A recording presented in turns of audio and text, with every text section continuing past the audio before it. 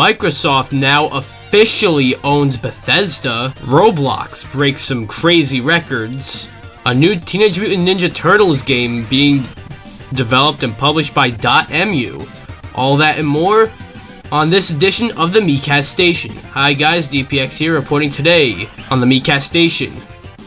Let's get into it. So, Teenage Mutant Ninja Turtles is one licensed franchise that actually translated very well into video games similar to IPs like Star Wars or Batman and stuff like that. However, we haven't seen a new TMNT game in a very long time, but luckily, .mu came out with an announcement of TMNT Shredders Revenge. In case you're not sure, .mu made Streets of Rage 4 and Windjammers 2, so they are known for reviving dormant franchises that would have never gotten revived otherwise. And they also have a good track record, and they seem to be doing this with TMNT with Shredder's Revenge. It seems to be like a 2D side-scrolling beat-em-up with the pixelated art style like the original games. So it's gonna be like the original games. TMNT Shredders Revenge has my eye, definitely, and I'm excited to hear more about it. But what do you guys think? Roblox isn't necessarily the game I care for the most, but upon looking into some news about video games for this edition of the Miikcast Station, I got a bunch of Roblox news up the ass. So I looked into it, and here's the deal. According to an article from the New York Times, and probably more, I just took this one specifically from that one, Roblox tops $45 billion on the first day of trading as gaming booms. Like, that's the title of the article. Apparently, on Wednesday of this past week, the pandemic's booming effect on gaming was even more starkly on display when Roblox went public. Take this from the article, I quote, "The Silicon Valley company closed its first day of trading at $69.50 nice a share, rising from a reference price of $45 that was set on Tuesday. That valued Roblox at $45 billion, up from $4 billion just over a year ago. The company went public in a direct listing in which no new shares were issued." So in short, Roblox is making a shit ton of money as of late. What do you guys think? In some other news, Super Nintendo World is obviously not opened in America yet, because us Americans in Japan has been open for quite a bit, I feel. And now we got some actual footage of parts of the theme park, specifically Yoshi's Adventure Ride and Bowser Jr.'s Shadow Showdown, which all look very fun. This footage was it's uploaded on GameXplain's YouTube channel, so you can go find it in full there, but not a whole lot to say here. It just looks pretty cool that we kind of see it in action, if you know what I mean. What do you guys think about the tour over Super Mario or Super Nintendo World?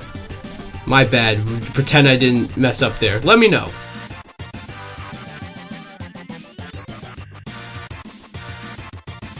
We all know that Blizzard is hard at work on Overwatch 2, and they even got some shit recently for delaying it.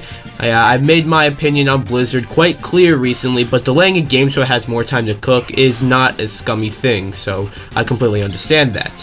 However, an interesting report from PC Games End states that Blizzard are still working on a AAA PC multiplayer game that isn't Overwatch 2. I mean, obviously they're working on Overwatch 2, but another game as well. It is just listed as an unannounced AAA multiplayer project and not much else, but it's very interesting that Blizzard can be working on a secret multiplayer PC game that, again, isn't Overwatch 2. Of course, we'll probably most likely, maybe even confirmed, be seeing Overwatch 2 next year, but who knows what this game is. What do you guys think about this? And why not let us know what game you think this will be. You think it's going to be an IP that already exists or a brand new one? Let us know.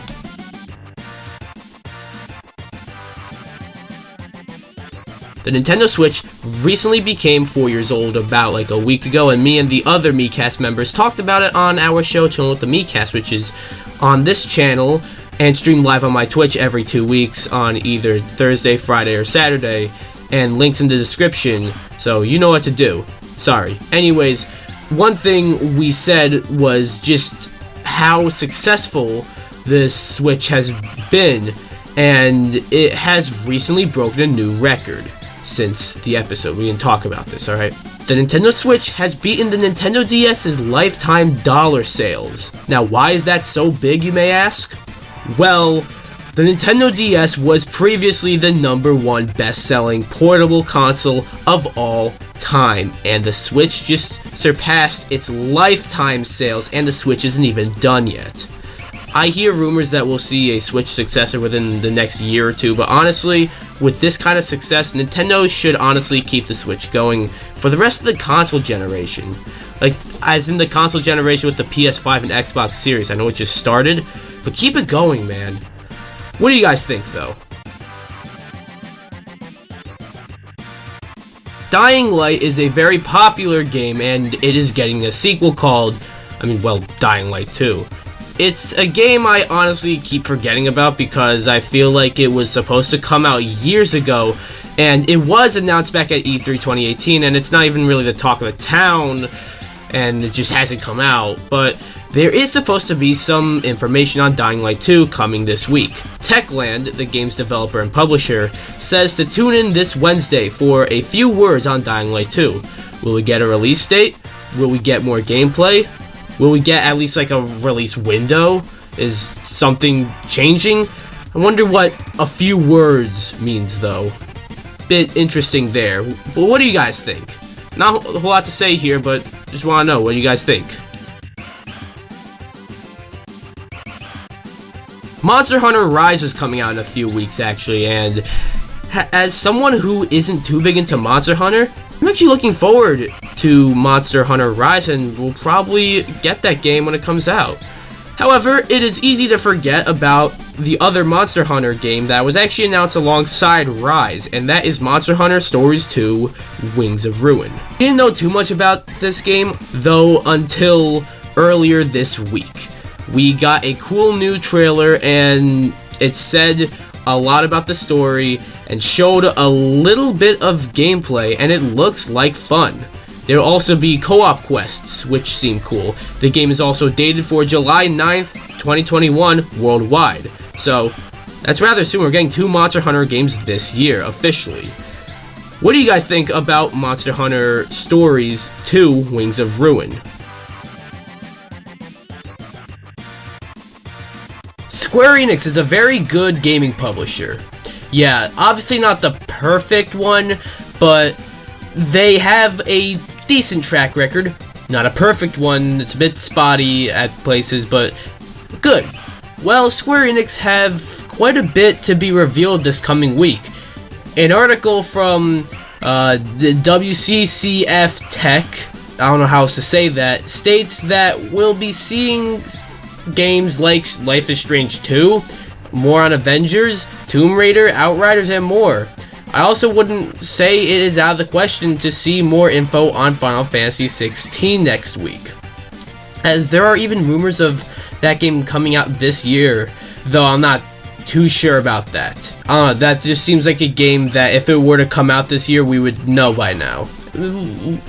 Nothing's out of the question, though. What do you guys think about Square Enix announcements coming this week? Last but certainly not least, the big one. A few months back, Microsoft made a $7.5 billion acquisition of Bethesda, making it a bigger acquisition than when Disney bought Lucasfilm. Like, I think more than twice the amount. And in terms of video games, the only acquisition that topped it was Tencent buying Supercell, which is the company that makes games like Clash Royale, which makes a lot of money, so there you go.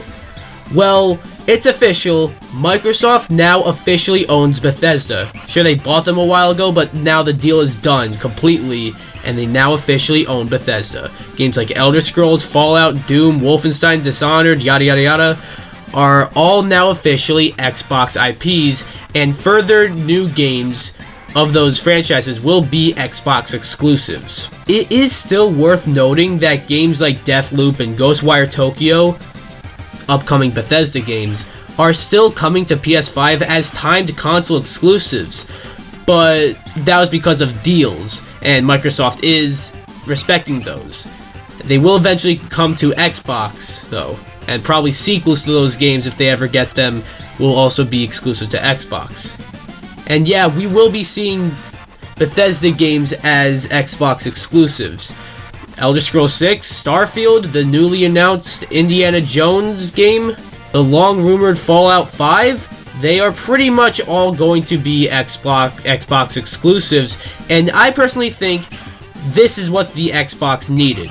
Maybe not specifically Bethesda.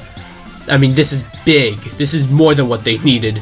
But I've heard many people say that Sony now needs to buy a studio so they can get even with Microsoft. But honestly, Xbox needed more IP, Sony doesn't. So this is good and makes for more competition, which is always a plus. What do you guys think about Microsoft now officially owning Bethesda? And that'll do it for this episode of the Miikcast Station.